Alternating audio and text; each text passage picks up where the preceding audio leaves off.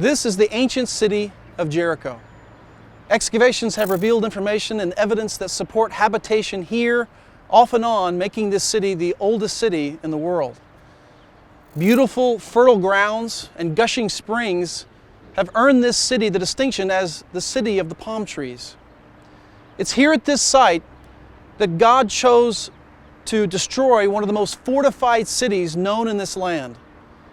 But also, He chose to demonstrate His power and His mercy through the faith and courage of a young Canaanite woman named Rahab.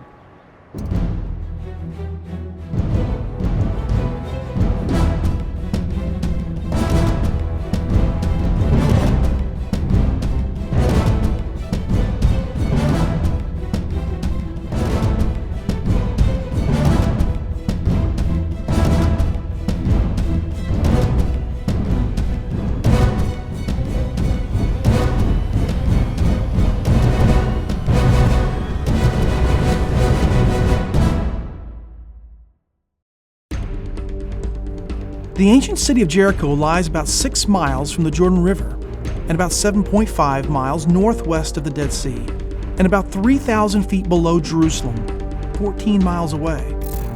A large gushing spring and the fertile plain surrounding the city earned it the distinction, the City of Palm Trees. A major east-west road ran next to the city, intersecting with the Jordan at a ford nearby, making Jericho a strategic crossgrounds.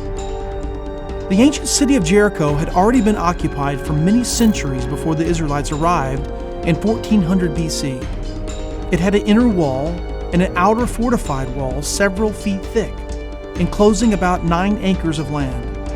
To the Israelites entering the Promised Land, Jericho presented a major obstacle.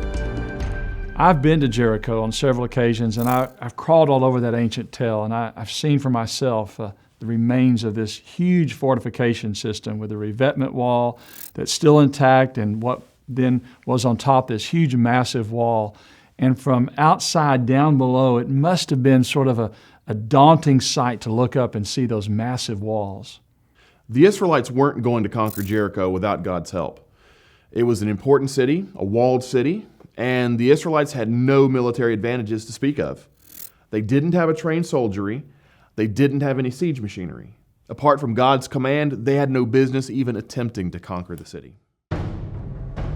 The city of Jericho was surrounded by this massive wall that you see here.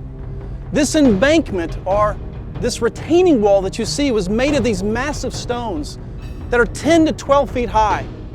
Up above this retaining wall, another wall stood made of mud brick. And that massive wall was 20 to 25 feet tall. At the crest of the embankment was another mud brick wall that stood 50 feet above the ground layer. I can only imagine the pride and the arrogance of the Canaanite people as they looked out in the valley, wondering how the Israelites circling their city could breach their walls.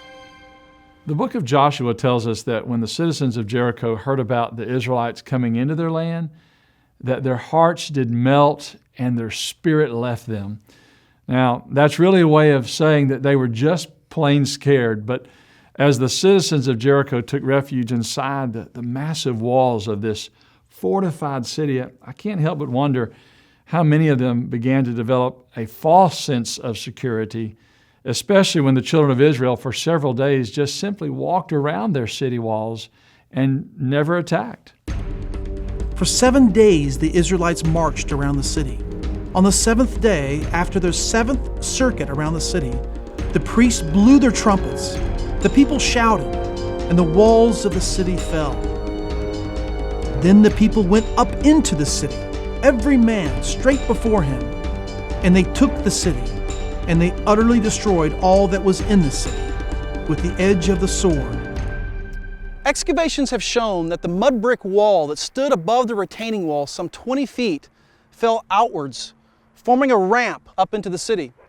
The Bible describes the event very precisely. In Joshua chapter 6, verse 20, it says that the children of Israel went up into the city, every man straight before him. In addition, archaeologists found several key features, one of which was the remains of burnt brick, as you see here. Joshua tells us that Israel burned the city of Jericho and everything in it. And once again, the discoveries of archaeology have verified the truth of this record. Noted archaeologist Kathleen Kenyon, despite being an unbeliever, described the massive destruction she saw in Jericho as follows. The destruction was complete. Walls and floors were blackened or reddened by fire, and every room was filled with fallen bricks, timbers, and household utensils. In most rooms, the fallen debris was heavily burnt, but the collapse of the walls of the eastern rooms seemed to have taken place before they were affected by the fire.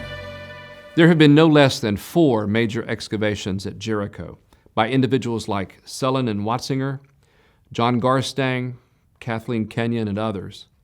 But they are not all in agreement with regard to the date of City Level 4, the proposed city that Joshua conquered. But while there is debate about the dates that are associated with Jericho, what is not in question is what they found at City Level 4. There were plentiful amounts of charred grain in large storage jars, a highly fortified city, the destruction of the upper city walls before the city was burned, and most interesting of all, the way that the upper red mud brick wall fell down flat to the base of the revetment wall. Now, these findings are incredibly consistent with the biblical description of the fall of Jericho. We can assume that there were thousands of people inside the wall when the Israelites came against the city. Joshua tells us that Rahab's house was incorporated into the fortification system, begging the question of how God would save her house when the walls fell.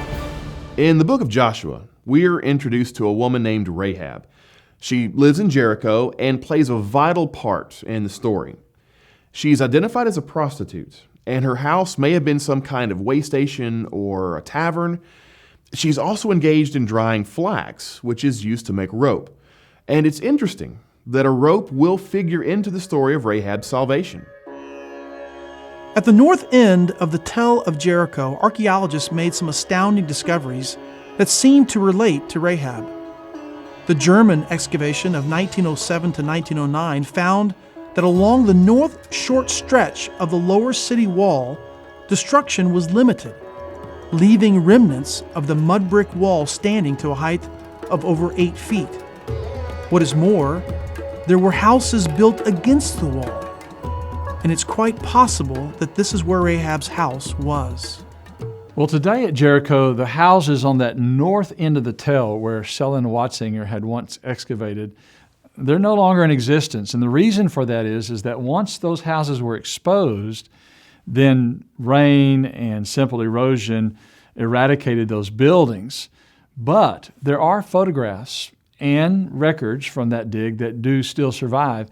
And what they reveal is that this was, in the northern part, a poorer part of the city. And yet, how is it that those buildings survived to some extent, whereas in the stronger part of the city, they were completely destroyed? Again, there's a lot of debate associated with the findings of Sullen and Watzinger and what date should be given to what they found on the northern end of the tell. But we still have to come away with some very compelling information here and really be fascinated by the fact that what they did find was consistent with what we read about in the Bible. Since the city wall formed the back wall of the houses, the spies could have readily escaped, and from this location on the north side of the city, it was only a short distance to the hills of the Judean wilderness, where the spies hid for 3 days. Considering Rahab's occupation, real estate values must not have been too high here, since the houses were positioned on the embankment between the upper and lower city walls, likely serving as the poor part of town, perhaps even a slum district. The fact that the German excavators actually found a city area in a slum part of a neighborhood that hadn't fallen is remarkable. But what is actually even more remarkable is the courage and the faith of this woman who risked everything for what she came to believe, and how then God took her, introduced her into the lineage of Christ by allowing her to be the great-great-grandmother of King David. Then in James chapter 2 in the New Testament, God used her as an exemplar of faith alongside this great patriarch named Abraham. Rahab, the great-great-grandmother of David, was a truly amazing woman. Not just because of what she did, but who she was inside. In Hebrews chapter 11, she is one of only 2 women mentioned of those who exemplify godly faith. And in James chapter 2, it says that she was justified by her works, by saving the spies and sending them out a different way. This Canaanite woman not only saved the lives of those spies, but she saved her entire family from the wrath of God. Well, the Bible says that once the children of Israel left Egypt, they ended up wandering in the wilderness for 40 years, and then eventually came to encamp near Shittim. Now, that's just east or across from Jericho on the eastern side of the Jordan River. And from there, Joshua 2 tells us that Joshua sent 2 spies over to Jericho to, no doubt, assess the strength and the resolve of the citizens there. And the Bible then says that they came to lodge at the house of Rahab. And while they're there, somebody found out that these spies are there. They told the king, and then the king sent soldiers to her house to detain those spies. By God's providence, word somehow gets to Rahab in advance of the king's men coming, and so she hides the spies under the drying flax on her rooftop. There she makes a covenant with them. She would help them to safety if they, in turn, spared her and her family. The spies then negotiated their side of the agreement. She had to keep their location a secret, but furthermore, she would also have to help them escape from the most fortified city in the ancient world. Rahab stated confidently, "I know that the Lord has given you the land, that the terror of you has fallen on us, and that all the inhabitants of the land are faint-hearted because of you. For we have heard how the Lord dried up the waters of the Red Sea for you when you came out of Egypt, and what you did to the 2 kings of the Amorites who were on the other side of the Jordan, Sihon and Og, whom you utterly destroyed." Then the Bible gives us a fascinating detail that most certainly must have seemed hard to believe. During the ensuing attack, Rahab would have to gather all of her family under her roof and identify her house by hanging a scarlet cord from a window. Rahab hides the spies and helps them escape in an act of faith. It doesn't seem to be a matter of simple self-preservation. She says that she has heard of everything God had done, and yet she trusts in Him. The Bible often praises the faith of women and Gentiles, and we're most familiar with the examples we find in the Gospels. But here is an example in the Hebrew Bible of a Canaanite woman of faith. Rahab didn't just believe in the existence of God, she literally believed in what He revealed. That is, she believed it was He who was bringing Israel into the Promised Land. Risking her very life, she had no more evidence to go on than the reports that had spread among the people in Jericho. Whatever rumors or stories made their way through the city, they must have been powerful. Out of Rahab's weakness, she was made strong in faith through the power of God. You know, Rahab is one of the most interesting people in all of Scripture. There may be some, disagreement about the Old Testament word, but the book of James uses a word for harlot, for Rahab, that is really unmistakable as to what it means. But she's also a person who sees the mighty works of God and responds to those works. She's a person of great inner strength, apparently, because she's able to reach out to God through His people, to align herself with those people, and to receive the blessings that God has for her. When the valley seems so dark and Do you, like Rahab, live your life by faith and not by sight? Rahab's faith and conviction gave her the courage to look death in the face and live. Nothing really has changed for us in this respect. Courage is born from unwavering faith, but more importantly, her example reveals to us a remarkable characteristic of God. He is forgiving and merciful to those who demonstrate faith, courage, and those who humble themselves unto obedience. even when it doesn't make sense, even if it isn't the safe thing to do. This woman, Rahab, had a saving faith that will be remembered for all of time. Now, God saw so much in this woman that he saw fit to allow this Canaanite woman to become a mother in the line of the Messiah. And even though she was a harlot, God only saw her as a sinner, someone in need of salvation, someone who wanted to be saved, and someone who was willing to step out in faith and do exactly as she was commanded to do. A transformed life like that experienced by Rahab is possible for us.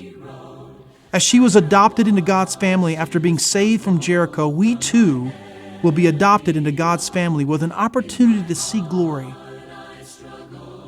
God asks of us the same as he did Rahab. Have faith in me. Give up everything. Forget your past. Reside under my protection, and I will give you rest unto your soul. Let us never forget the story of Rahab, a common woman that certainly lived a hard life inside these walls. But because of her conviction, because of her courage, she became an uncommon hero of faith.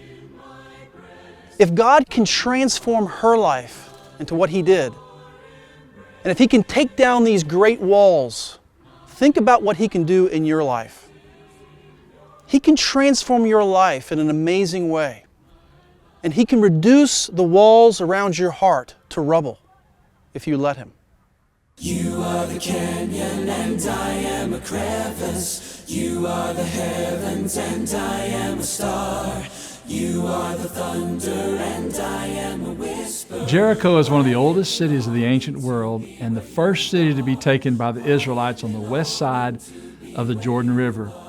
Prized for its natural springs and trade location, Jericho was a highly fortified city that met its demise when the Israelites had entered into the Promised Land. A great battle took place here, with the Bible revealing that the walls fell down flat and the children of Israel marching up into that city and destroying it by fire. However, within the last 100 years or more, another great battle has been going on in Jericho, and it's the battle over whether or not archaeologists have actually discovered the city destroyed by Joshua as revealed in the Bible. While there's still a lot of debate, the evidence, it's compelling and it's fascinating. The archaeology of Jericho, coupled with the biblical account, have captured the imagination of many, but just as compelling is the story of a woman by the name of Rahab, whom God saved from that destruction. She is a prostitute, but as revealed in James 2, becomes an exemplar of faith. Her story is one of the rare jewels to truly be examined in this treasure trove of facts and information. In the days of the Israelite conquest of Canaan, Jericho was considered an impregnable city, able to resist the best that armies could throw at it. With its thick and high walls, the inhabitants should have felt safe and secure, but they didn't. God's victories over Israelites' enemies had signaled a new day was coming. As Rahab told the Israelite spies, the inhabitants of Jericho were afraid, and they were right to be. For us to stand amidst the remains of this ancient and fortified city impressed upon us all of the power that God brought to bear in destroying these walls and in securing victory for his people.